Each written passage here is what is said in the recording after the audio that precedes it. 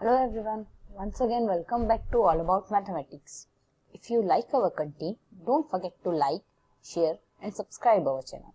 So in this video, we are going to discuss complete solution of complex analysis from November 2020 question paper. So November 2020 question paper में दो paper हुए थे.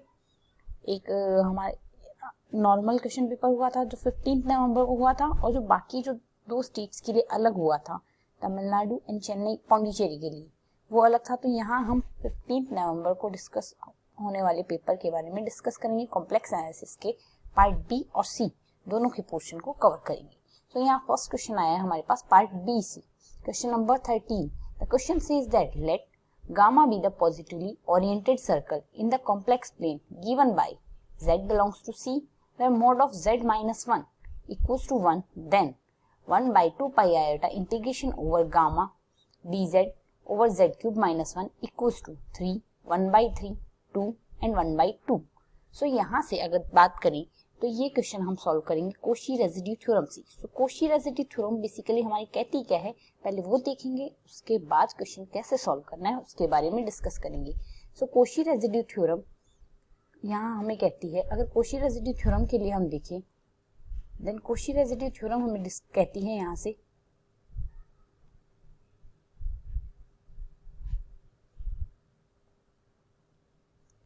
यहाँ से Koshi residue theorem कहती है if f is analytic in a simply connected domain D except for isolated singularities at A1, A2 and An, then for any simple closed contour gamma in D on which none of the points AK lie, we have integration over gamma fz dz equals to 2 pi iota sum of residue at point AK. मतलब सीधा सा हमें Koshi residue theorem कहती है अगर function simply connected domain में analytic है, बस उसमें आइसोलेटेड सिंगुलैरिटी और जिन जिन पॉइंट्स पे आइसोलेटेड सिंगुलैरिटी है हमारा रेजिड्यू निकाल के उसका सम कर दो तो वो इक्वल आएगा 2 pi iota into sum of residue equals to integration over fz dz. So यहाँ से अगर इसी फॉर्म से हम जाएं, इसी फॉर्म से अगर यहाँ से जाएंगे, देन हमारे पास क्वेश्चन यहाँ कहता क्या है हमें, यहाँ क्वेश्चन हमें कह रहा है गामा ओवर फंक्शन हमें दिया हुआ 1 by 2 pi iota integration over यहाँ से हमें दिया है dz over z cube minus 1. So यहाँ से फंक्शन में सिंगुलैरिटीज कहाँ कहाँ है, अगर डेनोमिनेटर की बात करें, डेनोमिनेटर हमें यहाँ दिया z क्यूब माइनस 1. तो अगर z क्यूब माइनस 1 है, देन यहाँ से अगर बात करेंगे, देन हमारे पास सिंगुलैरिटी है कहाँ कहाँ, यहाँ हमें सिंगुलैरिटी दी हुई है. अगर इस फंक्शन के लिए देखेंगे, देन यहाँ से f ऑफ z दिया हुआ है हमें 1 बाई z क्यूब माइनस 1. तो अगर f ऑफ z हमें 1 बाई z क्यूब माइनस 1 दिया, कंटूर हमें दिया z माइनस 1 इक्वल्स टू 1. तो यहाँ से z माइनस 1 इक्वल्स टू अगर 1 दिया हुआ है, देन सेंटर होगा 1 पे और इसकी रेडियस होगी 1. तो यहाँ से सर्कल कुछ इस टाइप का होगा. सो यहाँ से f ऑफ z हमें दिया 1 by z cube minus 1. So f of z z cube minus 1 को हम राइट आउट भी कर सकते हैं. यहाँ से z क्यूब माइनस 1 के लिए अगर देखें, देन z क्यूब माइनस 1 को हम लिख सकते हैं z minus 1 into Z square plus z plus 1. So यहाँ से हमारे पास सिंगुलैरिटी आती है. तो यहाँ से इस फंक्शन में सिंगुलैरिटी होगी कहाँ, वही होगी जहाँ इसका डेनोमिनेटर 0 होगा. सो डेनोमिनेटर एक तो यहाँ से z माइनस 1 इक्वल्स टू 0 होगा तब होगा. तो z माइनस 1 इक्वल्स टू 0 कब होगा, जब हमारे पास z इक्वल्स टू 1 होगा. और दूसरा यहाँ से अगर देखें, दूसरा होगा यहाँ से z square plus z plus 1 equals to 0 होगा तब होगा. तो यहाँ से इसे अगर सिंप्लीफाई करेंगे, ये हमारे पास क्वाड्रेटिक इक्वेशन बनेगी इक्वल्स टू 0 अगर यहाँ से लेते हैं. तो अगर क्वाड्रेटिक इक्वेशन बनती है, क्वाड्रेटिक इक्वेशन को सॉल्व करने के लिए क्या करते हैं, minus B plus minus root B square minus 4ac over 2a लगाते हैं. तो फॉर्मूला अगर यहाँ से अप्लाई होगा तो यहाँ से z की वैल्यू आ जाती है minus 1 plus minus root 3 by 2 into iota. So यहाँ से अगर देखें तो ये हमारे पास जो हमने डोमेन यहाँ से ये डोमेन लिया है, इस डोमेन के अंदर लाई नहीं करता. आखिर क्यों लाई नहीं करता, अगर तो यहाँ से अगर डोमेन के लिए देखेंगे, देन अगर ये डोमेन में लाई नहीं करता क्योंकि हमें यहाँ से डोमेन दिया हुआ है mod of z minus 1 equals to 1. So यहाँ से 1 माइनस 1 इक्वल्स टू 0 आता है which is less than 1. So यहाँ से अगर z इक्वल्स टू 1 लेंगे तो 1 माइनस 1 लेस देन 1 आ रहा है. सो इनसाइड द डोमेन है. बट यहाँ से इसकी बात करें, minus 1 plus minus root 3 iota by 2. So यहाँ से अगर इसका मॉड्यूलस निकालते हैं, इसका मॉड निकालने से यहाँ से क्या आएगा, अगर a प्लस आयोटा b की फॉर्म है तो a प्लस आयोटा b की फॉर्म के लिए मॉड्यूलस क्या आता है, a square plus b square की फॉर्म. सो यहाँ से a की वैल्यू माइनस हाफ है, तो माइनस हाफ, और यहाँ से b की वैल्यू 3/2 है। सो यहाँ से ए स्क्वायर प्लस बी स्क्वायर की फॉर्म अगर निकालेंगे देन यहाँ से वैल्यू क्या आएगी हमारे पास, वैल्यू आती है √3 आता है, तो जो कि हमारे पास यहाँ से जो वैल्यू आएगी वो ग्रेटर देन 1 है, और अगर ग्रेटर देन 1 है तो ये इनसाइड द डोमेन नहीं है, और अगर इनसाइड द डोमेन नहीं है सो यहाँ से ये आउट ऑफ द डोमेन होने के लिए यहाँ से कोशी इंटीग्रल फॉर्मूला जब अप्लाई होगा तो रेजिड्यू उस पे नहीं निकलेगा, क्योंकि जो पॉइंट हमारे पास डोमेन में है उस पर सिंगुलैरिटी नहीं होगी तो यहाँ से रेजिड्यू हमें निकालने की इस पर कोई जरूरत नहीं है। सो अगर यहाँ से हम देखते हैं तो यहाँ से अगर देखेंगे यहाँ से अगर हम देखें देन -1 का square a plus iota b की अगर फॉर्म हो a प्लस आयोटा b, तो इसका मॉड्यूलस जब निकाला जाता है वो आता है हमारे पास √a square plus b square की फॉर्म बनती है। तो यहाँ से अगर इस रिजल्ट से कंपेयर करेंगे देन यहाँ से 1/2, यहाँ से 1/4 आएगा, यहाँ से 1/4 आता है, और ये 3/2, ये 3/4 आएगा। सो यहाँ से जो वैल्यू आएगी 4/4 = 1 आता है। सो ये भी इनसाइड द डोमेन नहीं होगा, क्योंकि इनसाइड द डोमेन होने के लिए लेस देन 1 होना चाहिए, बट ये यहाँ से = होना है। सो इनसाइड द डोमेन है ही, तो यहाँ से इस पर रेजिड्यू नहीं निकलेगा। अब रेजिड्यू हमें सिर्फ निकलेगा किस पे, z=1 इनसाइड द डोमेन है, सो इसी पर सिंगुलैरिटी होगी। सो अगर इसे हम आगे सिंप्लीफाई करते हैं तो सिंप्लीफाई करने पर हमारे पास यहाँ से इंटीग्रेशन ओवर गामा dz बट्टे z³ -1 इक्वल्स टू क्या आएगा, 2 iota residue of z equals residue at z=1 आता है, सम ऑफ रेजिड्यू आता है, सम ऑफ रेजिड्यू यहाँ से z=1 ही यहाँ से आइसोलेटेड सिंगुलैरिटी आ रही है इसकी। सो residue at z=1, so residue at z=1 क्या आएगा, z=1 इसका सिंपल पोल है। अगर z=1 इसका सिंपल पोल है, सो इस पर रेजिड्यू आता क्या है, सिंपल पोल पर रेजिड्यू आता है। अगर पॉइंट A पर z=a पर रेजिड्यू निकालना है वो सिंपल पोल है, तो residue at z=a limit z is tending to a, z minus a into fz आता है। तो यहाँ से a की वैल्यू 1 है और f ऑफ z है 1/z³ -1। सो लिमिट अप्लाई करते हैं, लिमिट अप्लाई करने इसको सिंप्लीफाई करते हैं तो z -1 z² प्लस 1 आएगा, तो z-1 to z-1 cancel out हो जाएगा, सिंप्लीफाई होकर वैल्यू आएगी हमारे पास limit z is tending to 1/z² plus z plus 1। तो इसे यहाँ से लिमिट अप्लाई करते हैं, यहाँ से वैल्यू आएगी 1/3। सो रेजिड्यू एट z = 1/3 हमारे पास आ गया। सो यहाँ से अब हमें निकालना क्या है, हमें निकालना है इसका integration 2 iota into sum of residue. So 2 iota into residue at z = 1 लेना है।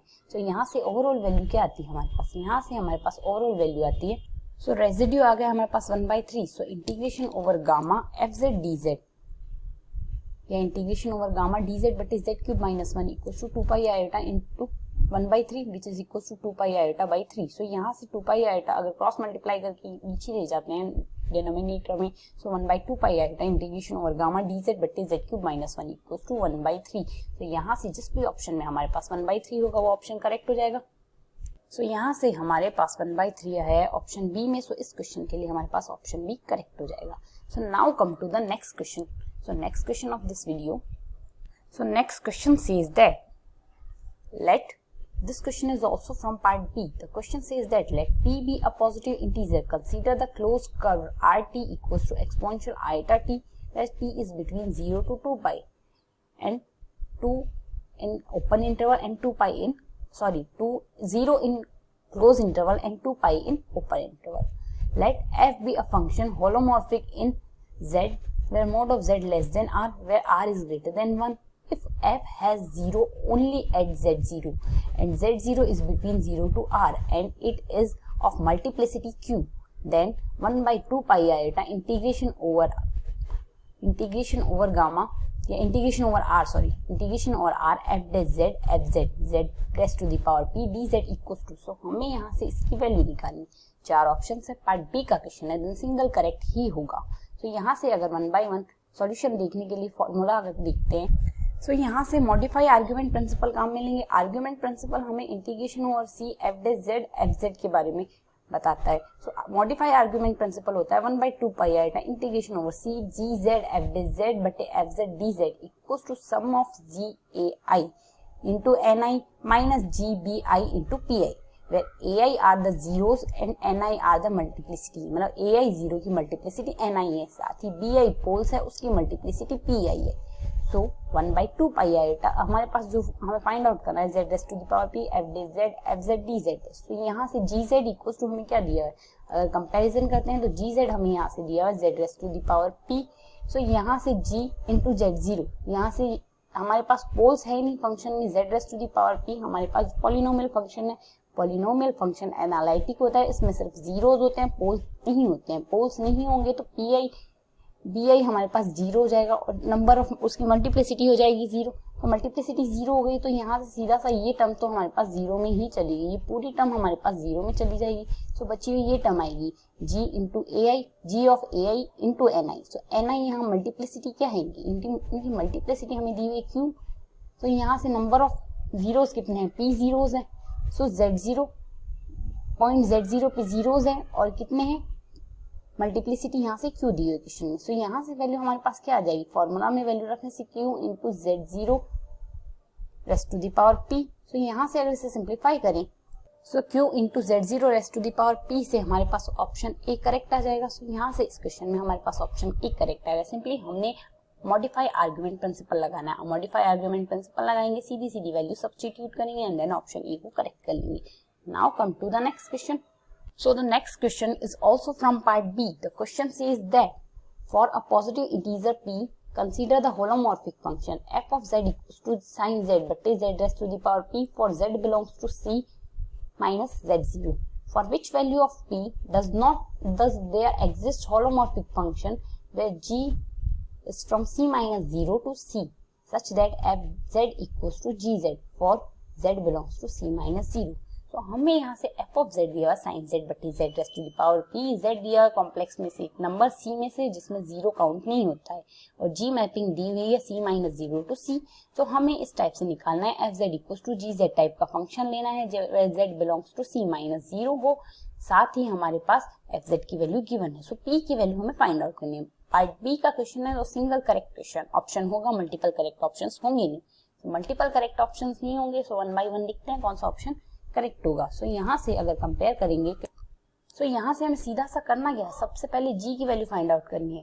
अगर g की वैल्यू फाइंड आउट होगी आगे उसके अपने आप ही हो जाएगा। So we have to find the value of g where g is mapping to c minus 0 to c such that f z equals to g dash z। तो यहाँ से इंटीग्रेशन कर देंगे, अगर बोथ साइड इंटीग्रेशन करते हैं तो g z equals to क्या आता है, integration f z dz। So यहाँ से for fz to be integrable we must have fz continuous at z0। मतलब fz अगर इंटीग्रेबल होगा तो इंटीग्रेबिलिटी की बेसिक कंडीशन हमें कहती है कोई भी फंक्शन इंटीग्रेबल तभी होगा जब वो फंक्शन कॉन्टिन्यूस हो। तो हमें अगर कॉन्टिन्यूस चेक करना है तो z इक्वल्स टू 0 पे से कॉन्टिन्यूस चेक करना होगा। तो z equals to 0 must be removable singularity हो सकती है इसके लिए, या इंटीग्रेबल होगा कंटिन्यूस होगा। कंटिन्यूस है तो इसमें मोस्ट ऑफ केस में रिमूवेबल सिंगुलैरिटी हो सकती है, इसके अलावा सिंगुलैरिटी नहीं हो सकती। सो हमें यहाँ से f ऑफ z दिया हुआ क्या है, सो यहाँ से हमें f ऑफ z गिवन है साइन z बट्टे z raised to the power p। So sine z को हम क्या लिख सकते हैं, साइन z को लिख सकते हैं z minus z cube by 3 factorial z raised to the power 5 by 5 factorial. So यहाँ से सॉन टर्म्स अल्टरनेटिव मोड में चलती जाती है, ओवर zp का डिवाइड किया हुआ, zp से हमें डिवाइड किया हुआ, सो सिंप्लीफाई होकर वैल्यू क्या आती है 1 by z raised to the power p minus 1 by 3 factorial 1 by z raised to the power p minus 3, similarly plus 1 by 5 factorial z raised to the power 1 by z raised to the power p minus 5 so on, यही चलता जाएगा। So if p is odd then all p minus 1, p minus 3, p minus 5, p minus 7 and so on will be even number and we will get the coefficient of 1 by z as 0। मतलब अगर सारे p odd number हो जाएंगे, p odd number हो जाएंगे then इस case में जो सारे टर्म है p minus 1 जो आएगा, p minus 3 आएगा, p minus 5 and so on, जो सारी टर्म्स आएगी वो 0 हो जाएगी, इवन हो जाएगी और इवन हो जाएगी then coefficient of 1 by z हमारे पास क्या आ जाएगा, कोफिशिएंट ऑफ 1 by z 0 आ जाएगा। मतलब कि होगा क्या, residue of F Z at z equals to 0 0 आ जाएगा और 0 आते ही हमारे पास हमें जो फाइंड आउट करना होगा हमारी वैल्यू आ जाएगी। सो यहाँ से हम लेंगे क्या, सो जब भी p equals to odd number होगा हमें हमारा सॉल्यूशन मिल जाएगा। सो हमारे पास यहाँ से p की किस वैल्यू के लिए F Z equals to g dash z आएगा और फंक्शन होलोमॉर्फिक बनेगा for all odd values of p। तो all odd values, all odd integer के लिए हमारे पास सॉल्यूशन सही मिलेगा। सो यहाँ से ऑप्शन भी करेक्ट होगा। Now come to the next question. This question is also from part B. The question says that let gamma be the positively oriented circle in complex plane given by z belongs to c mod of z minus 1 equals to half the line integration over gamma z exponential 1/z over z square minus 1 dz equals to, so यहाँ से हमें फिर से integration over fz dz निकालना है। जैसा first question में हमने किया था, कॉची रेसिड्यू थ्योरम लगाई थी, कॉची रेसिड्यू थ्योरम यहाँ भी काम आएगी। सो फिर से अगर कॉची रेसिड्यू थ्योरम का स्टेटमेंट देखेंगे, स्टेटमेंट देखे f ऑफ z है, उसके लिए हमें सिंगुलैरिटी निकालेंगे, सिंगुलैरिटी निकाल के उसके लिए रेसिड्यू निकालेंगे। रेसिड्यू निकालने से पहले हमें सिंगुलर पॉइंट देखने होंगे, जो आइसोलेटेड पॉइंट्स होंगे उन पे सिंगुलैरिटी होगी, आइसोलेटेड सिंगुलैरिटी होगी, उन पे रेसिड्यू निकलेगा। सो इसके लिए पहले f ऑफ z की कॉची रेसिड्यू थ्योरम देखते हैं, और कॉची रेसिड्यू थ्योरम देखने के बाद इसके लिए हम यहाँ से कॉची रेसिड्यू थ्योरम देखेंगे। कॉची रेसिड्यू थ्योरम देखने के बाद इसमें रेसिड्यू निकाल के कॉची रेसिड्यू थ्योरम हम अप्लाई करते हैं। सो यहाँ से अगर वैल्यू देखते हैं तो वैल्यू सिंप्लीफाई करने से हमारे पास बनता क्या है, कॉची रेसिड्यू थ्योरम में हम कहते हैं if f is analytic in a simply connected domain D except for isolated singularity at a1 a2 an, then for any simple closed contours gamma in D we can on which none of the points a के lie we have integration over fz dz equals to 2 pi iota sum of residues। तो यहाँ से हमें f of z given क्या है, पहले तो contour की अगर बात करें, कंटूर हमें गिवन है mod of z minus 1 equals to half. तो यहाँ से इस क्लोज कंटूर की अगर बात करते हैं, तो ये कंटूर हमें कहता क्या है, ये कंटूर हमें इस टाइप का हमें डायग्राम देगा। तो इस डायग्राम के लिए अगर बात करेंगे, यहाँ से सेंटर 1 पे आएगा और रेडियस हाफ आएगी। सो इस टाइप का कुछ इसके सिमिलर डायग्राम बनेगा। आई नो ये प्रॉपर डायग्राम नहीं है, अगर आप प्रॉपर्ली ड्रॉ करोगे तो सेंटर 1 आएगा, रेडियस हाफ आएगी। सो यहाँ से जो हमारे पास f ऑफ z गिवन है, f ऑफ z हमें ये गिवन है इंटू dz आएगा, यहाँ से dz लगाएंगे। सो f ऑफ z गिवन है z into exponential 1/z z square minus 1 into dz आता है। सो यहाँ से पहले डिनोमिनेटर को सिंप्लीफाई करते हैं, z स्क्वायर माइनस 1 को हम क्या राइट आउट कर सकते हैं, z स्क्वायर माइनस 1 को हम लिख सकते हैं z माइनस 1 z प्लस 1। तो यहाँ से सिंप्लीफाई करेंगे, सो सिंगुलैरिटी कहाँ आएगी, जहां जहां डिनोमिनेटर 0 होगा, डिनोमिनेटर 0 है, z minus 1 equals to 0, z plus 1 equals to 0, z minus 1 equals to 0 हमें देता है z of z equals to minus 1, और यहाँ से z प्लस 1 इक्वल्स टू 0 हमें देता है z equals to minus half minus 1, और यहाँ से प्लस 1 आएगा, सॉरी। सो प्लस 1 और माइनस 1। सो अगर डोमेन की बात करें, माइनस 1 आता है हमारे पास, यहाँ से माइनस 1 यहाँ आता है, तो माइनस 1 डोमेन के अंदर नहीं है, सीधी सी बात है। डोमेन के अंदर क्या है, z equals two plus 1, z equals two plus 1 domain के अंदर है। तो रेजिड्यू किस पे निकलेगा, सिर्फ रेजिड्यू हमारे पास फाइंड आउट होगा z इक्वल्स टू 1 से, क्योंकि हम डायग्राम से देख सकते हैं यहाँ से z माइनस 1 डोमेन के अंदर नहीं है और z equals two plus 1 domain के अंदर है। सो यहाँ से प्रॉपर्ली अगर हम काम करेंगे, सो यहाँ से इंटीग्रेशन ओवर fz dz या integration of z into exponential 1/z z minus 1 z plus 1 dz equals to 2 pi iota sum of residue. तो रेजिड्यू यहाँ से निकलेगा किस पर, residue at z equals to 1। So 2 pi iota residue आएगा क्या, residue z equals to 1 भी हमारे पास यहाँ से सिंपल पोल है। सिंपल पोल के लिए मैंने पहले ही कहा था, सिंपल पोल के लिए अगर निकालते हैं z minus 1 into F Z करेंगे, z इज टेंडिंग टू 1। तो यहाँ से z माइनस 1 टू इसके z माइनस 1 से कैंसिल आउट हो जाएगी वैल्यू, और सिंप्लीफाई होकर z माइनस 1 से z माइनस 1 कैंसिल आउट होगी वैल्यू क्या सिंप्लीफाई होती है, z into exponential 1/z over z plus 1। So यहाँ से अगर रिजल्ट सिंप्लीफाई करेंगे, z इज टेंडिंग टू 1 लेंगे तो एक्सपोनेंशियल e/2 आएगा, और अगर e/2 वैल्यू सब्स्टिट्यूट, तो यहाँ से अगर e/2 वैल्यू सब्स्टिट्यूट करेंगे, देन हमारे पास 1 by integration over gamma fz dz क्या आएगा, यहाँ से integration over gamma fz dz equals to 2 pi iota into sum of residue. Residue आया हमारे पास e/2, सो यहाँ से e/2 वैल्यू सब्स्टिट्यूट कर देते हैं, 2 to 2 कैंसिल आउट हो जाएगा, e पाई आयोटा आएगा। सो यहाँ से कौन सा ऑप्शन करेक्ट आएगा, तो यहाँ से e पाई आयोटा आने से ऑप्शन ए डायरेक्टली करेक्ट हो गया। सो यहाँ से सिंपली हमने कॉची रेसिड्यू थ्योरम एक ही पेपर में 2 जगह पूछी गई है, तो आपको कॉची रेसिड्यू थ्योरम अगर ध्यान है तो आप इजीली 2 क्वेश्चन क्रैक कर सकते हो। दोनों क्वेश्चन पार्ट बी से लिए। Now come to the part सी।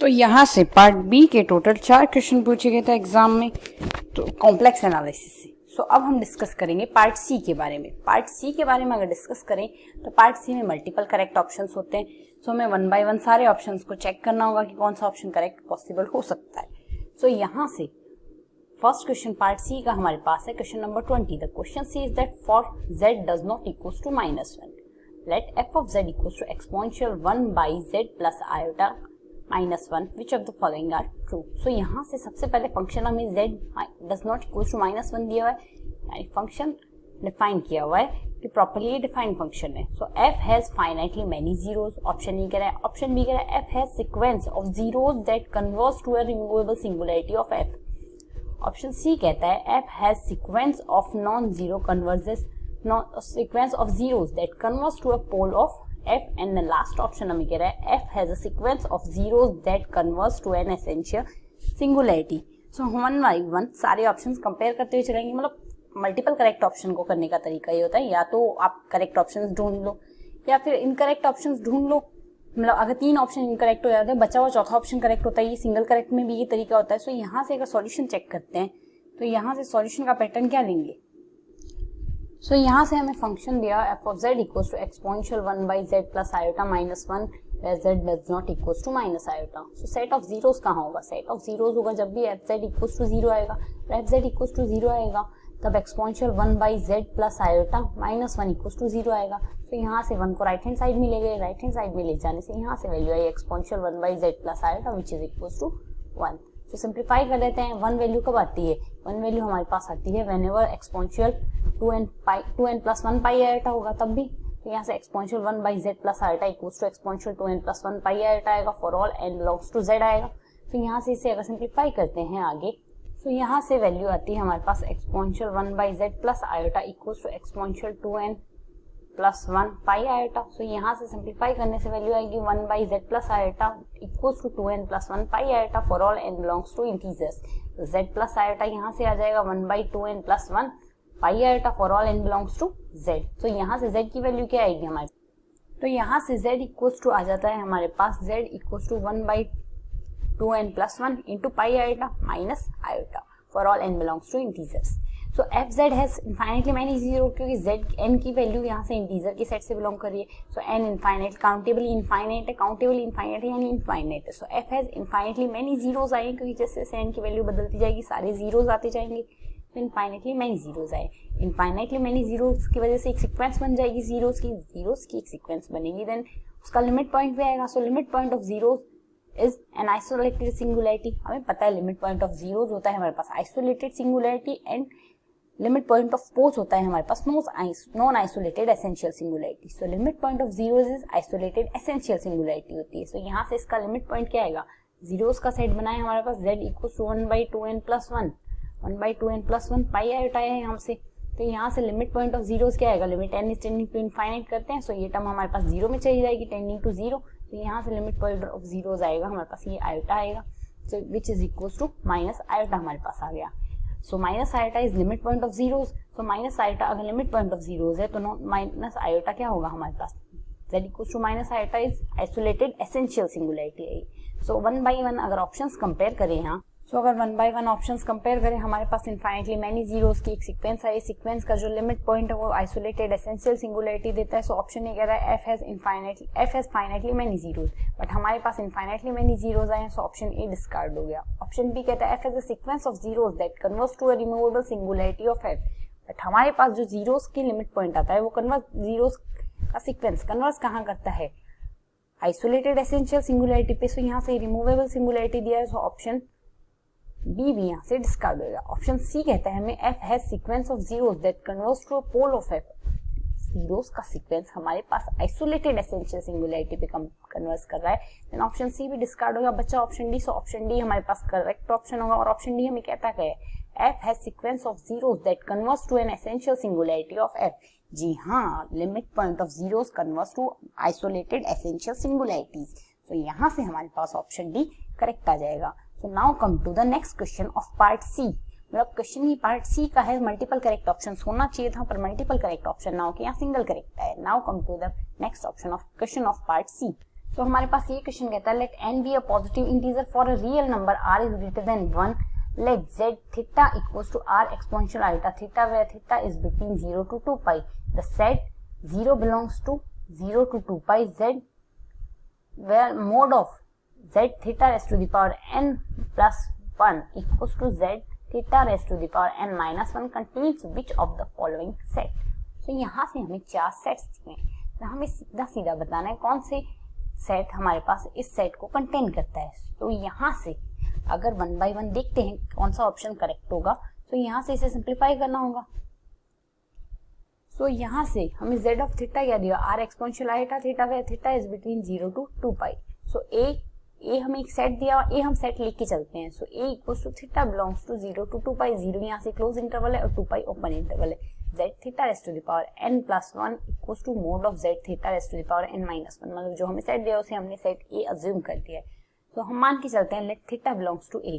अगर थीटा ए से बिलोंग कर रहा है तो थीटा इस कंडीशन को फुलफिल करता है जो हमें सेट की कंडीशन दी हुई है। So z theta raise to the power n plus 1 equals to mod of z theta raise to the power n minus 1। तो यहाँ से जेड ऑफ थीटा हमने क्या लिया, आर एक्सपोनेंशियल आइटा थीटा। तो यहाँ से वैल्यू हम सब्स्टिट्यूट कर देते हैं, r exponential iota theta raise to the power n plus 1 which is equals to r exponential iota theta raise to the power n minus 1। तो ये वैल्यू क्या आती है हमारे पास, r exponential iota theta raise to the power n plus 1। Both side हमने square कर दिया, बोथ साइड अगर स्क्वायर करते हैं तो यहाँ से हमारे पास ये स्क्वायर आएगा, ये अगर स्क्वायर आएगा तो यहाँ से सिंप्लीफाई ओके वैल्यू ये आती है, दोनों साइड हमने स्क्वायर कर दिया, सिंप्लीफाई करते हैं देन यहाँ से आएगा r raised to the power n exponential iota n theta plus 1 square, और यहाँ से आएगा r raised to the power n minus 1। क्योंकि एक्सपोनेंशियल आइटा थीटा का जब मॉड्यूलस लिया जाता है, ये आर तो हमारे पास मॉड्यूलस से बाहर आ जाएगा, ये हमारे पास रियल टर्म है, सो यहाँ से इसका मॉड्यूलस आएगा, मॉड्यूलस आता है इसका 1, सो यहाँ से सिंप्लीफाई होकर वैल्यू ये आ जाती है। जिसे हम आगे और सिंप्लीफाई करें तो जिसे आगे सिंप्लीफाई करने से हमारे पास वैल्यू क्या आती है, r raised to the power n exponential iota n theta plus 1 और r raised to the power n exponential minus iota n theta plus 1। तो यहाँ से राइट हैंड साइड से वैल्यू आ रही है r raised to the power 2n plus 1 minus 2rn। Square खोल लिया है हमने, स्क्वायर का फॉर्मूला a प्लस बी का whole square equals to a square plus b square plus 2ab। तो यहाँ से मोड ऑफ z स्क्वायर क्या होता है हमारे पास, z बार। सो यहाँ से हमने इस फॉर्म से इसने ये लिख लेना है, और r belongs to real number है, सो इसका बार हमारे पास rn ही आएगा। सो यहाँ से और सिंप्लीफाई करते हैं, मल्टीप्लाई करेंगे एक टर्म्स को, तो ये आएगा r raised to the power 2n r raised to the power n exponential iota n theta plus r raised to the power n exponential minus iota n theta plus 1 which is equals to r raised to the power 2n plus 1 और 2 raised to the power 2 into r raised to the power n। So यहाँ से simplify करने से क्या आएगा, r raised to the power 2n r raised to the power 2n से cancel out हो गया, यहाँ से वैल्यू बचेगी r raised to the power n exponential n theta r raised to the power n exponential minus n theta, और यहाँ से plus 1 two plus 1 भी कैंसिल आउट हो जाएगा। राइट हैंड साइड में बचा है हमारे पास सिर्फ minus 2 r raised to the power n। So exponential iota n theta plus exponential minus iota n theta which is equals to r into r n, यहाँ से कॉमन आ जाता है दोनों में, सो r into r n cancel out हो जाएगा, यहाँ बचेगा माइनस 2। तो यहाँ से सिंप्लीफाई होकर वैल्यू क्या बचती है, अगर इसे सिंप्लीफाई आगे और करते हैं तो यहाँ से 2 से हम डिवाइड कर देंगे, 2 से डिवाइड करने से exponential iota n theta plus exponential minus iota n theta बटे 2 इक्वल्स टू माइनस 1 आता है। सो ये होती है हमारे पास वैल्यू कोसेन थीटा की, राइट हैंड साइड में माइनस 1, तो कोसेन थीटा इक्वल्स टू माइनस 1 आने से यहाँ से हमारे पास कौन सा ऑप्शन करेक्ट होगा, तो यहाँ से सीधा सीधा हमारे पास ऑप्शन सी करेक्ट हो जाएगा। सीधा सीधा हमने लिया क्या, हमने इस साइड को हमने थीटा मान लिया, इस साइड को हमने ए मान लिया और एक एलिमेंट थीटा ए से बिलोंग करा दिया, तो जो इस कंडीशन को फुलफिल करेगा दोनों साइड स्क्वायर कर दिया, स्क्वायर करके simply r z theta equals to r exponential iota theta substitute कर दिया और सीधा सीधा टर्म्स को सिंप्लीफाई करते चले। सिंप्लीफाई करने से हमारे पास cosine theta equals to minus 1 आ गया and then option C correct हो गया। ये क्वेश्चन भी पार्ट सी का है बट स्टिल यहाँ सिंगल करेक्ट ऑप्शन ही है। Now come to the next question. Now come to the next question of part C, question number 26. Let D equals to Z belongs to C where mod of Z less than 1 be the open unit disk and let f d to D be a holomorphic function. Suppose that f of 0 equals to 0 and f dash 0 equals to 0. Which of the following are possible values of f1 by 2? So यहाँ से इस type के question को करने के लिए हम स्क्वार्ट्ज Lima काम में लेंगे। स्क्वार्ट्ज लीमा क्या कहते हैं, हमें पहले स्क्वार्ट्ज लीमा का स्टेटमेंट देखेंगे एंड देन कंडीशन को अप्लाई करते हुए देखेंगे कौन सा ऑप्शन करेक्ट है। बट हमें यहाँ से ये ध्यान रखना है मल्टीपल करेक्ट ऑप्शंस है। यहाँ से 2 क्वेश्चन अगर सिंगल करेक्ट के आ गए इसका मतलब ये होता सारे सिंगल करेक्ट के ही होंगे। मल्टीपल करेक्ट को ध्यान रखते हुए क्वेश्चन करना है। तो यहाँ से हमें स्क्वार्ट्ज लीमा कहती है, स्क्वार्ट्ज लीमा का स्टेटमेंट कहता है f is a function from theta to theta bar be an analytic function having zeros of order n at z equals to 0 then mod of fz is less than equals to z raised to the power n which is less than equals to z होता है for every z and f raised to the power n, f का n time differentiation at point 0 which is less than equals to n होगा। तो स्क्वार्ट्ज Lima के according theta two theta बार पे हमने या delta two delta बार पे एक analytic function अगर दिया हो देन ये दोनों कंडीशनों को फुलफिल करेगा। f is zeros of order at least n, यहाँ से हमें order at least n zeros n order का 0 होगा, यहाँ पे z इक्वल्स टू 0 पे हो तब ये कंडीशन फुलफिल होती है। तो यहाँ से हमें जो फंक्शन दिया हुआ है सिंस हमें क्वेश्चन में गिवन क्या क्या है, क्वेश्चन में गिवन के अकॉर्डिंग अगर लेते हैं f is zeros of order n at least, क्योंकि हमें f of 0 हमें क्वेश्चन में दिया हुआ है f of 0 इक्वल्स टू भी 0 है and f dash 0 equals to भी 0 है। तो यहाँ से एक ही पॉइंट पे अगर 2 0 आते हैं मतलब डेरिवेटिव का भी 0 आता है देन उस केस में हम एटलीस्ट 2 ऑर्डर का 0 ले सकते हैं, मतलब एटलीस्ट 2 का है। अगर f of z equals to z cube भी हो तो उस केस में 0 भी 0 आएगा, डैश 0 फर्स्ट डेरिवेटिव भी 0 आएगा, इवन डबल डेरिवेटिव भी 0 आता है। बट यहाँ से ये दोनों कंडीशन हमें कहती है एटलीस्ट टू ऑर्डर का तो 0 होगा ही होगा एट z इक्वल्स टू 0। इन दोनों कंडीशन से हमने कहा है एटलीस्ट 2 मतलब f has 0 of order at least 2 at z equals to 0। तो यहाँ से n की वैल्यू क्या आ गई हमारे पास, n इक्वल्स टू यहाँ से आ गया 2। अब अगर n इक्वल्स टू 2 आ गया, यहाँ से वैल्यू सब्स्टिट्यूट करेंगे, f of z must be less than equals to z square आता है। तो f ऑफ 1/2 हमारे पास यहाँ से क्या आएगा, f ऑफ 1/2 यहाँ z इक्वल्स टू 1/2 रिप्लेस कर देंगे, 1/2 रिप्लेस करते ही f ऑफ 1/2 must be less than equals to 1/2 square. तो यहाँ से f ऑफ 1/2 must be less than equals to 1/4 आ गया। तो इसे सिंप्लीफाई करके हम लिख सकते हैं f of z is greater than from minus 1/4 and less than from 1/4। so f of 1/4 हमारे पास 1/4 भी ऑप्शंस हमें अब जो दिए हैं उससे अगर देखेंगे तो ऑप्शंस से हम अगर कंपेयर करेंगे तो f of 1/4 भी आ सकता है, f of 1/2 इक्वल्स टू -1/4 भी आ सकता है। तो यहाँ से हमें f of z क्या आया, बिटवीन -1/4 टू +1/4 आ रहा है, लेस देन इक्वल्स टू भी साथ लग रहा है, -1/4 टू +1/4। तो अगर -1/3 की बात करें तो यहाँ से हमारे पास कौन सा ऑप्शन करेक्ट होगा इससे, इन कंडीशंस को अगर देखते हैं f of 1/2 के लिए, सो 1/2 के लिए f of z is between -1/4 to +1/4 के बीच में आएगा। सो यहाँ से कौन सा ऑप्शन करेक्ट होगा, 1/4 एंड -1/4 दोनों ऑप्शन यहाँ से करेक्ट हो जाएंगे। सो क्योंकि 1/3 जो आएगा 1/3 1/4 से बड़ा होता है, सो 1/3 यहाँ आएगा और -1/3 भी यहाँ से यहाँ आएगा। सो इस केस में ये दोनों केस पॉसिबल होंगे नहीं, ये दोनों केस पॉसिबल नहीं होंगे। देन यहाँ से हमारे पास कौन सा ऑप्शन करेक्ट आ जाएगा, यहाँ से सिर्फ ये दो ऑप्शन करेक्ट होंगे। Now come to the next question. तो now come to the next and last question of this video. ये क्वेश्चन पार्ट सी से है। सो पार्ट सी का ये क्वेश्चन कहता है f be a holomorphic function on open unit disk D where z d set दिया और z belongs to C mod of z less than 1 के लिए। Suppose mod of f is greater than equals to 1 on D and f of 0 equals to iota. Which of the following are possible? f of 1/2. So iota minus iota plus iota 1 and -1 चार options दिए, multiple correct है, single correct भी यहाँ आ सकता है, कोई जरूरी नहीं है मल्टीपल करेक्ट है, देन मल्टीपल करेक्ट ही हमें करना होगा। अब जो आंसर आएगा हमने वही करना है, जरूरी तो है नहीं एक से ज्यादा ऑप्शन करेक्ट नहीं लग रहे हैं तो भी हम लगा के ही आएंगे। तो यहाँ से इस क्वेश्चन को करने के लिए हमें कंडीशंस क्या दी हुई, डी एक सेट दिया, डी के साथ f mod of f(z) must be greater than equals to 1 दिया और f(0) की वैल्यू आयोटा दी है। तो सीधा सा यहाँ हमें देख के पता चल जाना चाहिए, देखते ही हमें ये पता चल रहा है यहाँ से मिनिमम मॉड्यूलस प्रिंसिपल लग रहा है। मिनिमम मॉड्यूलस प्रिंसिपल का स्टेटमेंट देखें तो स्टेटमेंट हमें कहता है, तो अगर मिनिमम मॉड्यूलस प्रिंसिपल का स्टेटमेंट देखें, स्टेटमेंट में कहता है late f be a non vanishing analytic function on a bounded region D and continuous on the boundary del D, and then minimum of mod of f is obtained on the boundary of del D but never inside D।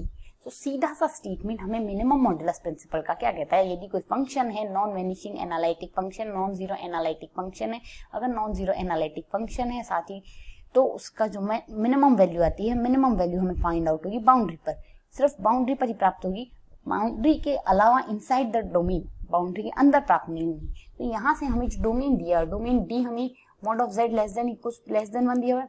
तो यहाँ से जो boundary ये हमें domain दिया, ये domain अगर दिया तो इसमें क्या बन रहा है, mod of z equals to 1 के लिए हम सर्कल ड्रॉ कर सकते हैं, तो उसके इनसाइड का रीजन हमारे पास डोमेन आ गया, इसमें बाउंड्री आएगी नहीं, तो सिर्फ ये जो हमारे पास मैक्सिमम वैल्यू मिलेगी इनसाइड द डोमेन अगर मिल जाती है तो फंक्शन कांस्टेंट हो जाता है इस केस में। इन केस हमारे पास डोमेन के अंदर मैक्सिमम वैल्यू मिल जाती है, यही same concept maximum modulus principle का रहता है कि अगर फंक्शन की मैक्सिमम वैल्यू बाउंड्री के अंदर या डोमेन के अंदर मिल जाती है, बाउंड्री पर ना मिलके, तो इस केस में फंक्शन कांस्टेंट हो जाएगा। तो यहाँ से भी हमें मैक्सिमम वैल्यू क्या मिल रही है, mod of f(z) must be greater than equals to 1 दिया हुआ है और ग्रेटर देन इक्वल्स टू 1 दिया और f of 0 हमें क्या दिया हुआ है, सो यहाँ से mod of f must be greater than equals to 1 दिया हुआ है और साथ ही f of 0 की वैल्यू हमें आइटा दी है। सो mod of f(0) क्या आ जाएगा, यहाँ से 1 आ जाएगा। तो यहाँ से मिनिमम वैल्यू आ गई 1 और मिनिमम वैल्यू आई भी किस पर है, 0 पर, जो इनसाइड द डोमेन हमें पॉइंट दिया हुआ है। तो यहाँ से ये मिनिमम मॉड्यूलस प्रिंसिपल से f of z कांस्टेंट आ जाएगा।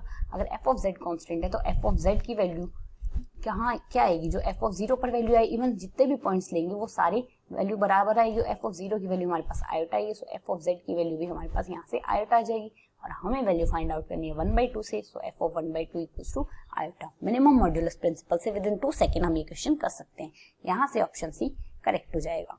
तो आज के इस वीडियो में हमने कॉम्प्लेक्स एनालिसिस के पार्ट बी के और सी के जितने क्वेश्चन पेपर में 15 नवंबर वाले में पूछे गए तो उसमें सारे डिस्कस कर लिए हैं। उसके अलावा भी मैंने अपनी प्लेलिस्ट में, चैनल की प्लेलिस्ट में आप जाके देखिएगा, और भी क्वेश्चंस के वीडियोस डाले हुए हैं, जो मैंने मेमोरी बेस्ड क्वेश्चन के डाले हुए हैं, तो आप वो भी चेक कर सकते हैं। उसके अलावा भी टाइम टू टाइम और भी वीडियो डालते रहेंगे। So thanks for watching.